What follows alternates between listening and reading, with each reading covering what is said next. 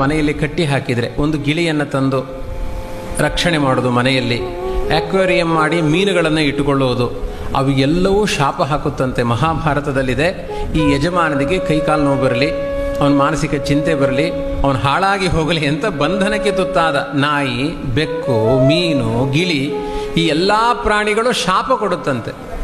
ಇಷ್ಟಾಗಿ ಈ ಪಾರಿವಾಳ ಗಿಳಿಗಳೆಲ್ಲ ಮನೆ ಒಳಗಡೆ ಬಂದು ಏನಾದರೂ ಗೂಡು ಮಾಡಿ ಮೊಟ್ಟೆ ಇಟ್ಟರೆ ಅಕಾಲ ಮರಣ ಬರುತ್ತೆ ಅಂತ ಸೂಚನೆ ಅದು ಅಂತ ಹೇಳಿದ್ದಾರೆ.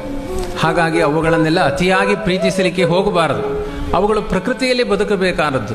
ಆದರೆ ಪ್ರತಿಯೊಂದು ತಿನ್ನುವ ತುತ್ತಿನ ಜೊತೆಗೆ ಈ ಯಜಮಾನನಿಗೆ ಒಳ್ಳೆಯದಾಗಲಿ ಅಂತ ಆಶೀರ್ವಾದ ಮಾಡುವ ಏಕೈಕ ಪ್ರಾಣಿ ಹಸು ಮಾತ್ರ. ಇವತ್ತೇನಾಗಿದೆ ನಮ್ಮ ಸಮಾಜದಲ್ಲಿ, ಹಸುವೊಂದನ್ನು ಕಟ್ಟಲಿಕ್ಕೆ ತಯಾರಿಲ್ಲ. ನಾಯಿ ಕಟ್ಟುತ್ತಾರೆ, ಪುಚ್ಚೆ ಸಾಕ್ತಾರೆ, ಮನೆ ತುಂಬ ಪುಚ್ಚೆಗಳು. ಒಂದು ಬೆಕ್ಕಿನ ರೋಮದಲ್ಲಿ ಕೋಟಿ ಬ್ರಹ್ಮಹತ್ಯೆಯ ಪಾಪಗಳಿದೆಯಂತೆ. ಅದಕ್ಕೆ ಸಣ್ಣ ಸಣ್ಣ ಮಕ್ಕಳೆಲ್ಲ ಪುಚ್ಚೆ ಪುಚ್ಚೆ ಅಂತ ಅಚ್ಚೆ ಬಚ್ಚೆ ಎಲ್ಲ ಮಾಡಬಾರ್ದು. ಅದಕ್ಕೆ ಅತಿಯಾದ ಪ್ರೀತಿಯನ್ನು ಮಾಡಬಾರ್ದು. ಮಹಾಪಾಪಿಷ್ಠವಾದ ನಾನೇ ದೇವರು ಅನ್ನುವ ಅಹಂಕಾರಪಟ್ಟ ವ್ಯಕ್ತಿಗಳು ಬೆಕ್ಕಾಗಿ ಹುಟ್ಟಿರ್ತಾರೆ ಅಂತ ಇದೆ. ಅದು ಹಾಲು ಕುಡಿಬೇಕಾದ್ರೆ ಈ ಯಜಮಾನ ಸತ್ತೇ ಹೋಗಲಿ ಎನ್ನುತ್ತಂತೆ. ಅಷ್ಟು ಕೆಟ್ಟ ಪ್ರಾಣಿ ಅದು ಪುಚ್ಚೆ. ಇನ್ನು ಹೊಡೆದು ಕೊಲ್ಲಿಕ್ಕೆಲ್ಲ ಹೋಗಬೇಡಿ ಆಯಿತಾ. ಅತಿಯಾದ ಪ್ರೀತಿಯಿಂದ ಅದನ್ನು ಸಾಕ್ಲಿಕ್ಕೆ ಹೋಗಬೇಡಿ. ಸೈಂಟಿಫಿಕ್ ಆಗಿಯೂ ಒಂದು ಬೆಕ್ಕಿನ ರೋಮ ನಿಮ್ಮ ಗರ್ಭಕ್ಕೆ ಹೋದರೆ, ಹೊಟ್ಟೆಗೆ ಹೋದರೆ ಅದು ಕ್ಯಾನ್ಸರ್ ಆಗಿ ಪರಿಣಾಮ ಆಗುತ್ತೆ ಎನ್ನುವ ನಿಂದನೆಗಳು ಸೈಂಟಿಫಿಕ್ ಆಗಿ ಇದೆ. ಪ್ರತಿಯೊಂದು ಪ್ರಾಣಿಗಳು ದ್ವೇಷ ಮಾಡುತ್ತೆ. ಯಜಮಾನನ ಹತ್ತಿರ ಬಂಧನ ಇಷ್ಟಪಡಲ್ಲ. ಹಾಕಿದ ಪದಾರ್ಥವನ್ನು ಸ್ವೀಕಾರ ಮಾಡುತ್ತೆ. ಅವುಗಳಿಗೆ ಪದಾರ್ಥಗಳನ್ನು ಕೊಡಿ, ಆದರೆ ಮಮತೆ ಬೇಡ. ಮಮತೆಗೆ ಯೋಗ್ಯವಾದ ಏಕೈಕ ಪ್ರಾಣಿ ಹಸು ಮಾತ್ರ. ಪ್ರತಿಯೊಂದು ತುತ್ತಿಗೂ ಯಜಮಾನನ ಮನೆಯಲ್ಲಿ ಬರುವ ಸಮಸ್ತ ಕಷ್ಟಗಳು ಪರಿಹಾರ ಆಗಲಿ ಅಂತ ಪ್ರತಿಯೊಂದು ತುತ್ತನ್ನು ತಿನ್ನಬೇಕಾದ್ರೆ ಯೋಚನೆ ಮಾಡುತ್ತಂತೆ ಹಸು. ಹಾಗಾಗಿ ಪ್ರತಿ ಒಂದು ಹಸುವನ್ನು ರಕ್ಷಣೆ ಮಾಡಿದರೆ ಸಮಗ್ರ ಭೂಮಂಡಲದಲ್ಲಿರುವ ಎಲ್ಲ ಜೀವರಾಶಿಗಳಿಗೆ ಆಹಾರವನ್ನು ಕೊಟ್ಟ ಪುಣ್ಯ ಇದೆ. ಕೊನೆಗೆ ಮನೆಯಲ್ಲಿ ರಕ್ಷಣೆ ಮಾಡಲಿಕ್ಕಾಗಲಿಲ್ಲ ಅಂದರೆ ಬೀದಿಯಲ್ಲಿ ಹೋಗುವ ಹಸುಗಳಿಗಾದರೂ ಆಹಾರ ಕೊಟ್ಟು ಬನ್ನಿ ಅಂತ ಪ್ರತಿದಿನ ಕರ್ತವ್ಯದಲ್ಲಿ ಸೇರಿಸಿದ್ದಾರೆ. ಯಾವ ಪ್ರಾಣಿಗಳಿಗೂ ಭೂತಬಲಿ ಅಂತುಂಟು.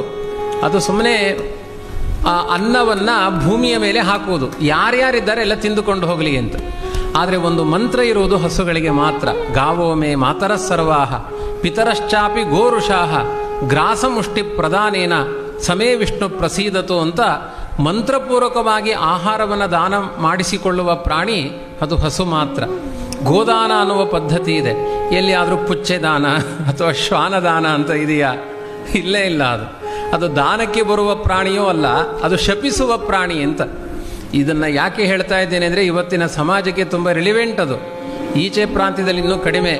ನಮ್ಮ ಮೈಸೂರು ಬೆಂಗಳೂರಿನಲ್ಲಿ ಒಂದೊಂದು ನಾಯಿ ಸಾಕುವವನಿಗೆ, ಅದಕ್ಕೆ ನಾಯಿ ವಾಕಿಂಗ್ ಮಾಡಿಸುವವನಿಗೆ 35,000 ಸಂಬಳ ಉಂಟು.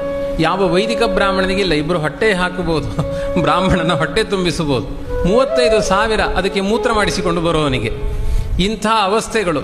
ಮತ್ತೆ ಅಲ್ಲಿದ್ದವರೆಲ್ಲ ಮನೋರೋಗಿಗಳೇ ಆಗ್ತಾರೆ. ನಾಯಿಯನ್ನು 5 ವರ್ಷ ಸಾಕಿ ನೋಡಿ, ನಿಮಗೆ ಮನೋರೋಗ ಜಾಸ್ತಿ ಆಗುತ್ತೆ ಅಂತ ಹೇಳಿದ್ದಾರೆ. ಹಸುವನ್ನು ಸಾಕಿ ನೋಡಿ, ನಿಮ್ಮ ಮನೆಯಲ್ಲಿ ಬೇಕಾದಷ್ಟು ಸಂತಾನ ಅಭಿವೃದ್ಧಿ ಆಗುತ್ತೆ, ಮನಸ್ಸಿಗೆ ಶಾಂತಿ ಸಿಗುತ್ತೆ ಅಂತ ಹೇಳಿದ್ದಾರೆ. ಇದನ್ನು ನಮ್ಮ ಸಮಾಜ ಅರ್ಥ ಮಾಡಿಕೊಳ್ಬೇಕಾಗಿದೆ. ಕಾರಿನಲ್ಲೆಲ್ಲ ಸಿಟಿಗಳಲ್ಲಿ ಪಕ್ಕದಲ್ಲಿ ಹೆಂಡತಿ ಕೂತ್ಕೊಳ್ಳೋದಿಲ್ಲ, ಹೆಂಡತಿ ಮನೆ ಕಾಯ್ತಾ ಇರ್ತಾಳೆ. ಆ ನಾಯಿ ಪಕ್ಕದ ಸೀಟಲ್ಲಿ ಕುಳಿತು ನಮ್ಮ ಎಂಚ ಅಂತ ಹೇಳ್ತಾ ಇರುತ್ತದೆ, ನೋಡಿ ನಾನು ಆ ಗಂಡನ ಪಕ್ಕದಲ್ಲಿ ಕೂತಿದ್ದೇನೆ ಅಂತ. ಇಷ್ಟೂ ಒಂದು ಅವ್ಯವಸ್ಥೆಗಳು ಇವತ್ತಿನ ಸಮಾಜದಲ್ಲಿ ಇದೆ.